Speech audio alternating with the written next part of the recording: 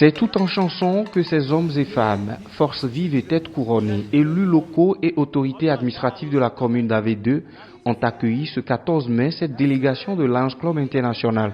Une délégation venue leur apporter des dispositifs de lave-mains, des gels hydroalcooliques et des équipements de salubrité. Des présents qui ne laissent visiblement pas des bénéficiaires indifférents. Un sincère merci à Lions Club International d'avoir pensé à la population de ma communauté. Ces matériaux que nous venons d'avoir ce matin répondent favorablement à nos attentes et ça va nous permettre encore d'accentuer l'assainissement, l'hygiène et l'environnement propre.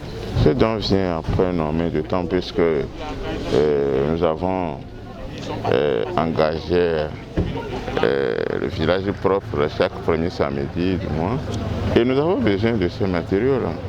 Et que Lions Club a mis puis nous apporter ça, je ne peux que dire merci.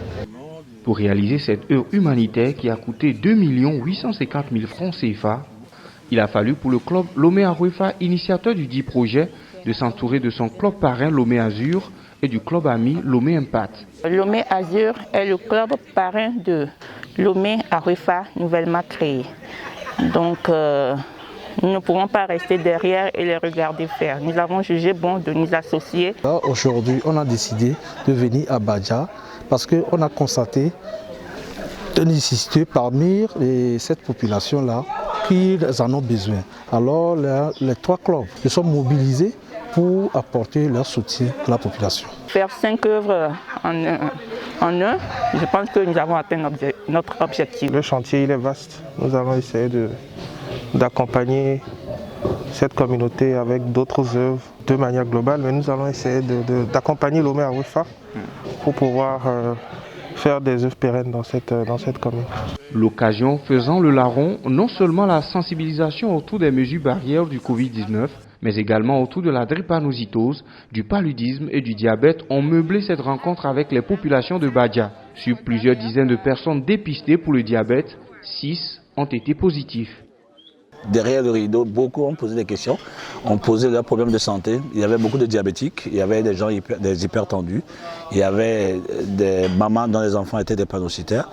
Au-delà de l'acceptation des populations, je pense que l'objectif visé par les clubs Azur, Impact et Arouefa, l'objectif est atteint. Parce que lorsque vous détectez 6 personnes, un pourcentage de 6%, nous avons détecté 101 personnes. Un effectif de 100% découvert diabète en une matinée, je crois que c'est déjà beaucoup pour une population. Après la séance dépistage, c'est au tour des orphelins du centre Agbenon-Révi de la localité d'accueillir la délégation.